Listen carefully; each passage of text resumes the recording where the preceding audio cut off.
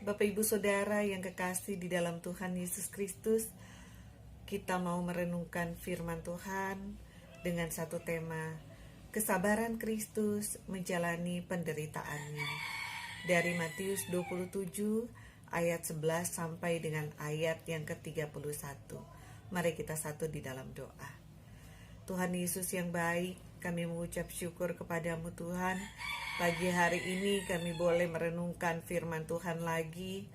Biarlah Tuhan Engkau memberkati kami dengan firman-Mu.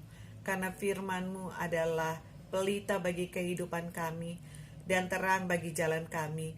Sehingga kami boleh berjalan di dalam kehendak-Mu Tuhan. Terima kasih Tuhan Yesus. Inilah doa kami Tuhan. Kami menyerahkan pemberitaan firman Tuhan yang ada di depan. Amin.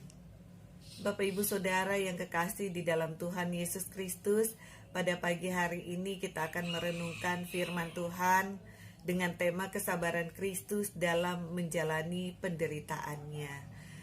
Minggu ini adalah Minggu Palmarum, minggu terakhir sebelum kita memasuki masa Jumat Agung dan kita memasuki masa Paskah. Bapak Ibu Saudara, kalau berbicara tentang penderitaan, maka tidak ada seorang pun tentunya di dunia ini yang menghendaki dirinya mengalami penderitaan. Kalau penderitaan terjadi karena ulahnya sendiri, mungkin walaupun dengan sangat menyesal, orang tersebut akan menjalaninya sebagai konsekuensi dari perbuatannya. Tetapi yang menyakitkan adalah jika tanpa kesalahan apapun, orang itu harus menderita. Orang itu pasti akan menolak sekuat tenaga, apalagi kalau penderitaan yang dialaminya bukan hanya penderitaan fisik, tetapi juga penderitaan batin, karena dituduh melakukan sesuatu yang tidak benar, sesuatu yang tidak pantas untuk dilakukan, atau dituduh untuk sesuatu yang memang tidak dia lakukan. Sesuatu yang bahkan tidak pernah terlintas di pikirannya. Bapak Ibu Saudara, hal inilah yang dihadapi oleh Tuhan Yesus menjelang penyalibannya. Dan sesuai dengan tema khotbah kita kali ini, maka kita akan belajar dari peristiwa-peristiwa yang tertulis di dalam pembacaan kita pada pagi hari ini, yaitu di dalam Matius 27 ayat 11 sampai dengan ayat yang ke-31. Kita akan melihat di sana tentang hal-hal prinsip mengenai kesabaran Kristus dalam menjalani penderitaannya. Bapak Ibu Saudara yang kekasih di dalam Tuhan Yesus Kristus, marilah kita membuka Alkitab kita dari Matius pasal 27 ayat 11 sampai dengan ayat yang ke-31. Bapak Ibu Saudara yang kekasih di dalam Tuhan Yesus Kristus, di dalam pembacaan Alkitab kita ayat 11 sampai dengan ayat yang ke-14, firman Tuhan berkata, "Lalu Yesus dihadapkan kepada wali negeri, dan wali negeri bertanya kepadanya, 'Engkaukah raja orang Yahudi?' Jawab Yesus, 'Engkau sendiri mengatakannya.' Tetapi atas tuduhan yang diajukan imam-imam kepala dan tua-tua terhadap dia tidak memberi jawab apapun. Maka kata Pilatus kepadanya, 'Tidakkah engkau dengar betapa banyaknya tuduhan saksi-saksi ini terhadap engkau?' Tetapi ia tidak menjawab satu kata pun, sehingga wali negeri itu sangat heran. Bapak Ibu Saudara yang kekasih di dalam Tuhan Yesus Kristus, di dalam pembacaan kita pada pagi hari ini kita bisa melihat bersama-sama bagaimana respon Tuhan Yesus ketika dia menghadapi penderitaannya. Tuhan Yesus tahu kapan ia harus bicara dan kapan ia tidak perlu untuk berbicara. Kapan ia harus menjelaskan dan kapan ia tidak perlu menjelaskan apa-apa. Bapak Ibu Saudara yang kasih di dalam Tuhan, bagaimana dengan kita? Bagaimana dengan respon kita ketika kita menghadapi penderitaan, terutama bukan karena ulah kita sendiri, Bukankah seringkali mulut kita ini terus berbicara untuk membenarkan diri kita. Kalau perlu kita bertengkar, kalau perlu kita berteriak dengan keras untuk membenarkan diri kita. Kita ingin membeberkan semua kebenaran kita kepada siapapun yang kita jumpai, yang tahu dengan persoalan kita. Kita cerita kepada mereka tentang penderitaan kita, tentang ketidakadilan yang kita alami di dalam kehidupan kita. Lebih banyak kita bercerita kepada orang lain yang belum tentu mereka semua memandang dengan positif curhatan kita, daripada kita berdoa kepada Tuhan. Bapak Ibu Saudara yang kekasih di dalam Tuhan, Pilatus sendiri heran dengan banyaknya tuduhan yang berat yang ditujukan kepada Tuhan Yesus. Namun Tuhan Yesus tetap diam. Tuhan Yesus tidak berusaha untuk membantah tuduhan itu. Padahal Pilatus tahu Tuhan Yesus bisa berorasi, Tuhan Yesus bisa menyentuh hati banyak orang. Tetapi Pilatus heran mengapa pada saat itu Tuhan Yesus justru diam. Padahal Pilatus sendiri tidak mendapatkan kesalahan apapun kepada Tuhan Yesus. Mengapa Tuhan Yesus diam? Bapak Ibu Saudara, Tuhan Yesus diam bukan karena Tuhan Yesus tidak bisa menjawab, tetapi sebenarnya karena kebenaran Tuhan Yesus tidak perlu dipertanyakan lagi. Tuhan Yesus diam karena ia sungguh memahami rencana Allah melalui keberadaannya di dunia ini. Dia memahami rencana Allah bukan sepotong-sepotong, tetapi dia memahami rencana Allah secara utuh tentang visi dan misi dia datang ke dalam dunia ini. Dan penderitaan adalah satu fase yang harus dilalui oleh Tuhan Yesus, merupakan satu bagian dari rencana dan kehendak Allah yang mau tidak mau harus dilalui oleh Tuhan Yesus. Tuhan Yesus tahu itu, karena itu dia menjalaninya dengan tulus di hadapan Tuhan. Bapak Ibu Saudara yang kekasih di dalam Tuhan Yesus Kristus, hal yang kedua yang akan kita renungkan pada pembacaan kita pada pagi hari ini, yaitu dari ayat 15 sampai dengan ayat yang ke-26. Firman Tuhan berkata, telah menjadi kebiasaan bagi wali negeri untuk membebaskan satu orang hukuman pada tiap-tiap hari raya itu atas pilihan orang banyak. Dan pada waktu itu ada di dalam penjara seorang yang terkenal kejahatannya yang bernama Yesus Barabas. Karena mereka sudah berkumpul di sana, Pilatus berkata kepada mereka, siapa yang kamu kehendaki kubebaskan bagimu? Yesus Barabas atau Yesus yang disebut Kristus? Ia memang mengetahui bahwa mereka telah menyerahkan Yesus karena dengki. Ketika Pilatus sedang duduk di kursi pengadilan, istrinya mengirim pesan kepadanya, jangan engkau mencampuri perkara orang benar itu, sebab karena dia aku sangat menderita dalam mimpi tadi malam. Tetapi oleh hasutan imam-imam kepala dan tua-tua, orang banyak bertekad untuk meminta supaya Barabas dibebaskan dan Yesus dihukum mati. Wali negeri menjawab dan berkata kepada mereka, siapa di antara kedua orang itu yang kamu kehendaki kubebaskan bagimu? Kata mereka, Barabas. Kata Pilatus kepada mereka, jika begitu, apakah yang harus kuperbuat dengan Yesus yang disebut Kristus? Mereka semua berseru, ia harus disalibkan. Katanya, tetapi kejahatan apakah yang telah dilakukannya? Namun mereka masih keras berteriak, ia harus disalibkan.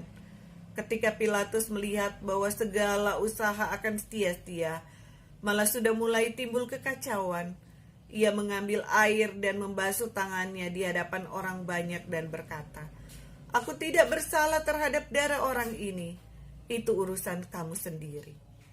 Dan seluruh rakyat itu menjawab, biarlah darahnya ditanggungkan atas kami dan atas anak-anak kami.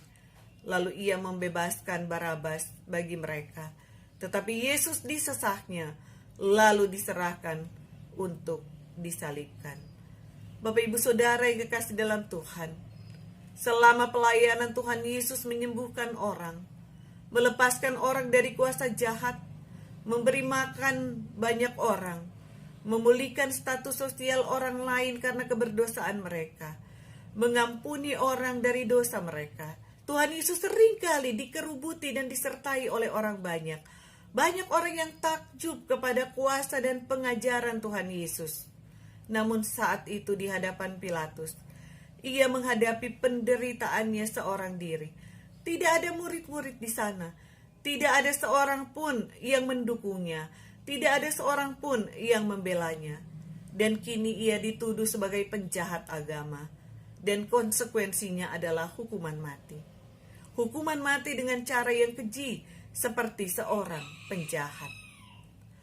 Orang banyak lebih memilih kompromi dengan pemuka agama untuk membebaskan Barabas, penjahat kelas kakap, yang saat itu sudah dikurung karena kejahatannya, daripada mereka memilih Yesus yang selama ini berbuat baik, yang selama ini menyembuhkan, yang selama ini memberitakan kabar sukacita kepada mereka. Pemuka agama bersekongkol ingin membinasakan Yesus. Pilatus yang sebenarnya tahu kebenaran, bahkan istrinya pun sendiri tahu siapa Yesus, namun tidak kuasa melawan massa yang terus berteriak, bahkan membuat kerusuhan. Tidak ada yang bersama dengan Yesus. Saat itu ia sudah terisolasi dan dia terancam mati. Secara manusia Tuhan Yesus tidak bisa lagi pergi kemana-mana. Dia sudah berada di dalam bahaya secara duniawi. Bapak Ibu Saudara, apakah Yesus sanggup memutarbalikkan keadaan saat itu dan menyuruh mengirim malaikat bala tentara surga? Dia bisa memohon kepada Bapa di surga. Yesus lebih dari sanggup. Namun ketika Yesus melihat semuanya ini, Yesus memilih untuk tetap diam. Berapa waktu Tuhan Yesus melayani dengan luar biasa. Dia banyak berbicara, dia banyak berkhotbah, dia banyak melakukan mujizat. Dia banyak sekali melayani orang lain. Namun saat ini Tuhan Yesus diam. Karena memang saatnya bagi Tuhan Yesus untuk diam. Ia tahu rencana dan kehendak Allah. Apa yang harus dijalaninya. Apa yang harus dilakukannya. Ia tahu dalam hal terburuk sekalipun, meski nyawa taruhannya, ia tahu rencana Allah yang terbaik. Dan ia mempercayakan dirinya sepenuhnya kepada Allah. Ia terisolasi dan terancam nyawanya. Ia hanya diam, karena memang saatnya dia harus berdiam diri. Namun ia percaya kepada Allah, dan ia mempercayakan dirinya kepada Allah. Bapak Ibu Saudara, bagaimana dengan kita di dalam kita menghadapi penderitaan, pergumulan, dan persoalan kehidupan kita? Apakah saatnya kita saat ini untuk berdiam diri di hadapan Tuhan? Ketika semua daya dan upaya sudah kita lakukan, dan memang ketika itu Allah menghendaki kita untuk melakukan segala daya upaya, tetapi kadangkala ada di dalam kehidupan kita, Tuhan mau supaya kita berdiam diri. Ketika situasi kita terasa seperti kita sudah terisolasi, kita tidak bisa mengendalikan segala situasi, kita tidak bisa maju, kita tidak bisa mundur, kita tidak tahu lagi jalan keluar. Bahkan kehidupan kita mulai terasa terancam. Saat itulah mari kita bertindak seperti Yesus. Berdiam diri, percaya kepada Allah, dan kita mempercayakan diri kita kepada Allah. Hal yang ketiga, Bapak Ibu Saudara, yang mau kita renungkan pada pagi hari ini, dari ayat 27 sampai dengan ayat yang ke-30 berkata, kemudian serdadu-serdadu wali negeri membawa Yesus ke gedung pengadilan, lalu memanggil seluruh pasukan berkumpul sekeliling Yesus. Mereka menanggalkan pakaiannya dan mengenakan jubah ungu kepadanya. Mereka menganyam sebuah mahkota duri dan menaruhnya di atas kepalanya, lalu memberikan dia sebatang buluh di tangan kanannya. Kemudian mereka berlutut di hadapannya dan mengolok-olok dia, katanya, "Salam, hai Raja orang Yahudi." Mereka meludahinya dan mengambil buluh itu dan memukulkannya ke kepalanya. Sesudah mengolok-olokkan dia, mereka menanggalkan jubah itu daripadanya dan mengenakan pula pakaiannya kepadanya. Kemudian mereka membawa dia keluar untuk disalibkan. Bapak Ibu Saudara, di dalam bacaan ini bisa kita bayangkan apa yang dialami oleh Tuhan Yesus. Ia diolok-olok oleh para serdadu. Harga dirinya dijatuhkan serendah-rendahnya. Banyak orang masih bisa menghadapi penderitaan, baik fisik maupun penderitaan karena situasi kondisi yang ada, seperti penyakit dan juga pergumulan-pergumulan lainnya. Namun orang seringkali tidak sanggup menghadapi penderitaan batin. Beberapa orang sakit akhirnya meninggal bukan karena penyakitnya, tetapi karena kesedihan dan penolakannya akan penyakitnya, sehingga menimbulkan tekanan batin. Salah satu penyebab penderitaan batin adalah ketika harga diri dan nama baik orang dirusak, dijelek-jelekan, bahkan diolok-olok. Namun inilah yang dihadapi oleh Tuhan Yesus Kristus. Ia tidak hanya menghadapi penderitaan fisik, tetapi ia juga menghadapi penderitaan batin, karena dia diperlakukan dengan tidak semena-mena. Dia dihina, dicaci maki, dipukul kepalanya, diludahi, dimahkota duri, bahkan dipermainkan dengan menyembah-nyembah dan mengatakan, "Salam hai Raja orang Yahudi." Bapak Ibu Saudara yang kekasih di dalam Tuhan, penderitaan yang pahit dihadapi oleh Tuhan Yesus. Tetapi sekali ini juga Tuhan Yesus memilih untuk diam. Harga diri bukan lagi menjadi sesuatu yang sangat berharga ketika Tuhan Yesus tahu harga dirinya harus diletakkan di bawah otoritas Allah. Tuhan Yesus lebih mengutamakan rencana dan kehendak Allah daripada mengutamakan harga diri, mengutamakan kehormatan diri. Tuhan Yesus mau direndahkan, mau menjalani penderitaan serendah-rendahnya di hadapan Allah, karena ia tunduk kepada otoritas Allah. Bagaimana dengan kita, Bapak Ibu Saudara yang kekasih dalam Tuhan, ketika kita menghadapi penderitaan, apalagi jika penderitaan itu bukan karena ulah kita? Apakah kita masih berjuang untuk mempertahankan harga diri kita? Mari kita cari kehendak Tuhan. Kalau memang Allah berkehendak untuk kita direndahkan, maka merendahkanlah diri di hadapan Allah, dan Allah akan meninggikan kita pada waktu Tuhan. Bapak Ibu Saudara yang kasih dalam Tuhan, mengapa manusia seringkali mengalami kekecewaan dan tawar hati, tidak sabar menghadapi pergumulan dan penderitaannya, sehingga ia mengeluh, marah, bersungut-sungut dengan situasi yang ada? Mengapa manusia seringkali begitu sibuk mencari pembelaan diri, mempertahankan harga diri, dan begitu cerewet mengomentari tentang penderitaannya? Itu terjadi karena ia tidak paham betul rencana dan kehendak Allah melalui penderitaan yang harus ia jalani. Kita sebagai orang yang percaya kepada Tuhan, kita sebagai orang yang dekat dengan Tuhan, kita tentu tahu rencana dan kehendak Tuhan di dalam kehidupan kita. Karena itu Bapak Ibu Saudara, marilah di dalam masa-masa sulit yang kita alami saat ini, kalau kita mengerti rencana dan kehendak Allah, maka penderitaan tidak akan membuat kita gusar, sebal, kesal, sehingga kita tahu kapan kita harus diam dan kapan kita harus bicara. Di masa penyebaran COVID-19 ini ada banyak orang yang menjadi cerewet, Ada yang jadi dokter dadakan, ahli virus dadakan, ahli farmasi dadakan, wartawan dadakan, dan banyak lagi. Ada banyak hoax yang beredar dan menyesatkan. Kalau saat ini bukan kompetensi kita untuk bicara, untuk bertindak di luar sana, mari kita belajar dari Yesus. Kalau harus diam, diamlah.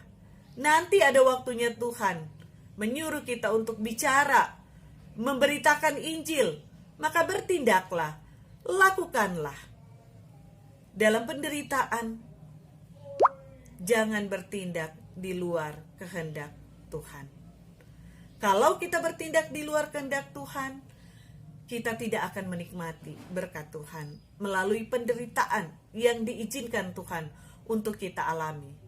Malah mulut cerewet kita akan membuat kita kehilangan berkat Tuhan. Karena dengan keluhan dan perbantahan, Tuhan tidak akan berkenan kepada kita. Tuhan tidak suka kepada orang yang suka bersungut-sungut.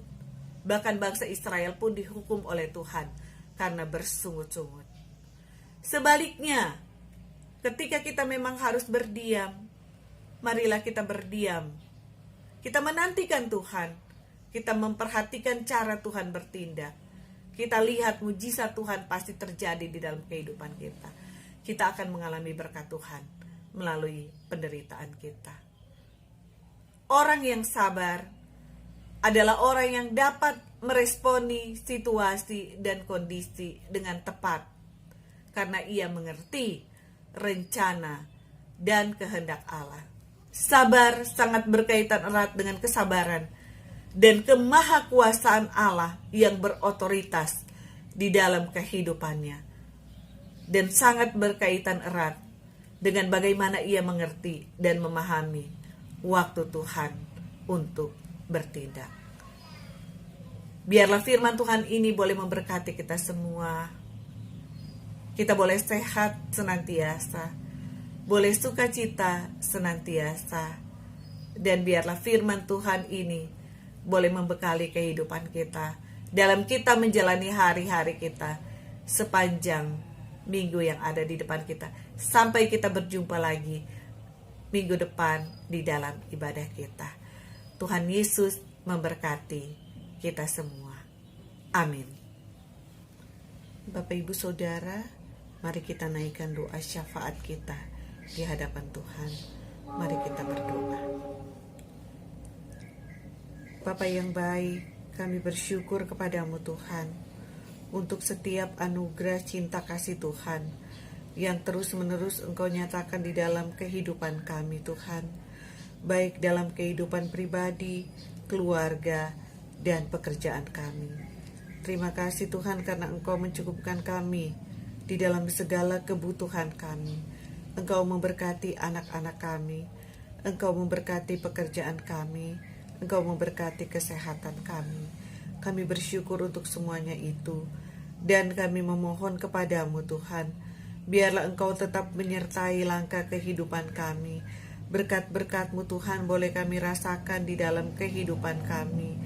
Biarlah Engkau yang menjadi penjamin kehidupan kami, dan kami mau berjalan bersama dengan Engkau Tuhan. Tuhan, kami mau berdoa, memohon belas kasihan Tuhan bagi dunia ini Tuhan, dan secara khusus bagi bangsa Indonesia di tengah-tengah serangan virus corona Tuhan. Kiranya lawatan Allah dan mujizat Tuhan nyata di dalam kehidupan bangsa kami dan juga dunia ini. Biarlah Tuhan ada pemulihan yang terjadi, bukan hanya pemulihan secara fisik Tuhan, tetapi terlebih lagi pemulihan secara rohani Tuhan. Biarlah Tuhan ada jiwa-jiwa baru yang boleh dituai Tuhan, dan mereka boleh memandang kepada Tuhan Allah penyelamat kehidupan mereka. Terima kasih Tuhan Yesus, kami berdoa Tuhan, biarlah semua pihak yang terlibat dalam menangani dan menanggulangi dampak dari COVID-19 ini Tuhan, boleh diberikan kekuatan, kesabaran, hikmat, dan mereka boleh bekerja dengan baik Tuhan, untuk menanggulangi dampak dari penyebaran virus corona ini. Kami berdoa untuk pemerintah yang terus bekerja dan berupaya Tuhan, untuk memulihkan negeri ini Tuhan. Tuhan tolong Tuhan mereka, berikan hikmat, kekuatan yang daripada Tuhan boleh menaungi mereka. Semua pihak yang terlibat Tuhan dalam penanggulangan dampak dari penyebaran virus ini, Tuhan tolong Tuhan. Secara khusus kami mau berdoa bagi para medis dan petugas kesehatan lainnya. Tuhan sertai mereka, berikan keamanan kepada mereka, jauhkan mereka Tuhan dari tertular virus corona ini Tuhan. Biarlah mereka boleh bekerja dengan baik Tuhan, mereka boleh penuh dengan sukacita dan kesabaran di dalam mereka menangani pasien-pasien yang ada Tuhan. Dan biarlah mereka boleh menjadi alat di tangan Tuhan untuk mendatangkan kesembuhan bagi pasien-pasien yang ada. Kami berdoa juga Tuhan pada pagi hari ini. Kami bersyukur Tuhan untuk pelayanan gereja kami, Gereja Kristus Bandung. Kami bersyukur Tuhan walaupun kami berjauhan, kami boleh bersatu hati dalam persekutuan Tuhan, meskipun melalui media online Tuhan. Tuhan Yesus, kami berdoa Tuhan, agar seluruh jemaat GKB sehat, penuh damai sejahtera Tuhan, dilindungi dan dipelihara oleh Tuhan senantiasa, khususnya dalam menghadapi krisis karena serangan virus corona ini Tuhan. Tuhan, kami bersyukur untuk pertolongan Tuhan bagi setiap kami sampai sejauh ini. Dan kami mau berdoa Tuhan, kami bersyukur untuk pertolongan Tuhan dalam kehamilan Ibu Prisi hingga proses kelahiran dari bayi Mateo, putra pertama Bapak Bram. Kiranya Tuhan menolong dalam proses pemulihan Ibu Prisi dan juga dalam pertumbuhan bayi Mateo. Kami berdoa juga Tuhan untuk proses kehamilan Ibu Yunik. Kiranya Tuhan menjaga dan memelihara hingga proses kelahiran nanti. Biarlah Ibu Yunik boleh tetap sehat dan juga bayi yang di dalam kandungan boleh bertumbuh dengan sehat juga. Terima kasih Tuhan, kami mau membawa setiap pergumulan kami di hadapan-Mu Tuhan. Kami yakin dan percaya Engkau tahu apa yang menjadi kebutuhan kami. Engkau sanggup Tuhan untuk mengadakan segala yang kami perlukan menurut kekayaan, kuasa, dan kebaikan-Mu Tuhan. Terima kasih Tuhan Yesus, terima kasih Tuhan. Inilah doa syafaat kami yang kami bawa hanya di dalam nama Tuhan Yesus Kristus yang sudah mengajar kami berdoa. Bapa kami dalam surga, dikuduskanlah nama-Mu, datanglah kerajaan-Mu, jadilah kehendak-Mu di bumi seperti di surga. Berilah kami pada hari ini makanan kami yang secukupnya, dan ampunilah kesalahan kami, seperti kami sudah mengampuni orang yang bersalah kepada kami. Dan janganlah masukkan kami ke dalam pencobaan, tetapi lepaskanlah kami daripada yang jahat. Karena Engkaulah yang mempunyai kerajaan, kuasa dan kemuliaan sampai selama-lamanya. Amin. Jemaat kekasih Kristus, ibadah kita telah selesai. Mari kita jalani hidup yang dianugerahkan Tuhan kepada kita. Mari kita terima berkat Tuhan. Tuhan memberkati engkau dan melindungi engkau. Tuhan menyinari engkau dengan wajah-Nya dan memberi engkau kasih karunia. Tuhan menghadapkan wajah-Nya kepadamu dan memberikan engkau damai sejahtera. Amin.